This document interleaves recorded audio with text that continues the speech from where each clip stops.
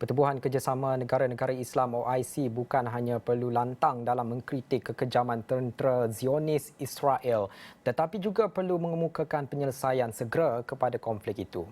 Itu tegas penganalisis ekonomi dan politik antarabangsa Harizal Hazri susulan mesyuarat khas pertubuhan itu yang akan berlangsung di Riyadh.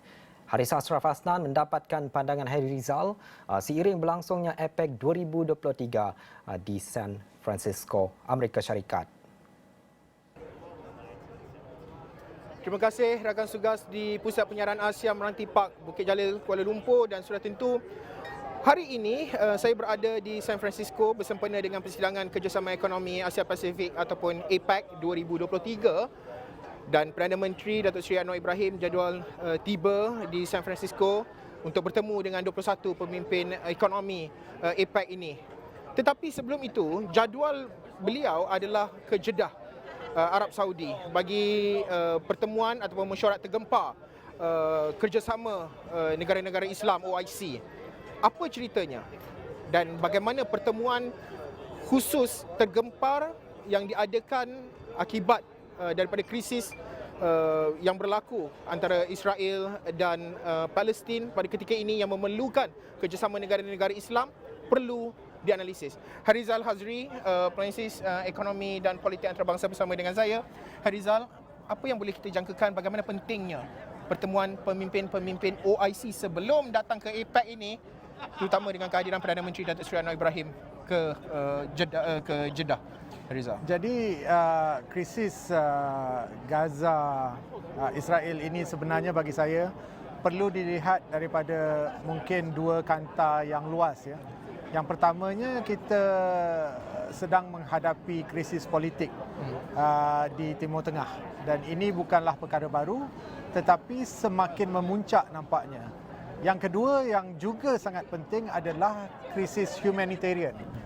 Kerana krisis politik itu nampaknya telah mengarah kepada peperangan dan ini telah mengakibatkan banyak kematian dan kecederaan rakyat yang tidak berdosa ya, orang awam, kanak-kanak, wanita dan sebagainya.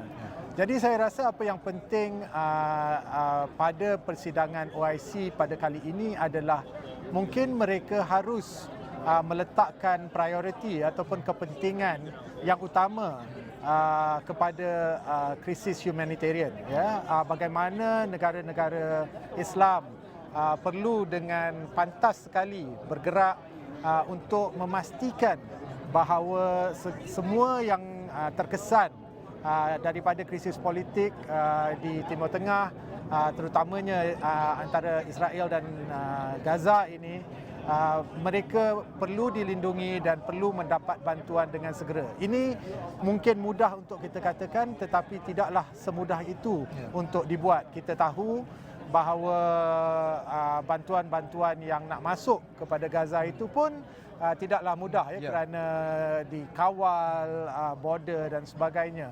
Namun bagi saya negara-negara Islam secara kolektif tentu sekali mempunyai kekuatan daripada segi ekonomi dan juga politik antarabangsa. Saya rasa waktu inilah adalah waktu yang paling sesuai untuk negara-negara Islam menunjukkan bahawa mereka mempunyai tempat di peringkat antarabangsa untuk push ya ataupun mengetengahkan perkara yang mereka mahu diselesaikan dan masyarakat internasional harus menghormati dan memberi ruang kepada negara-negara Islam untuk membantu. Untuk kita fokuskan apa hasilnya, itu juga akan kita jangkakan pada pertemuan pemimpin-pemimpin ketua-ketua negara kerjasama negara-negara Islam OIC.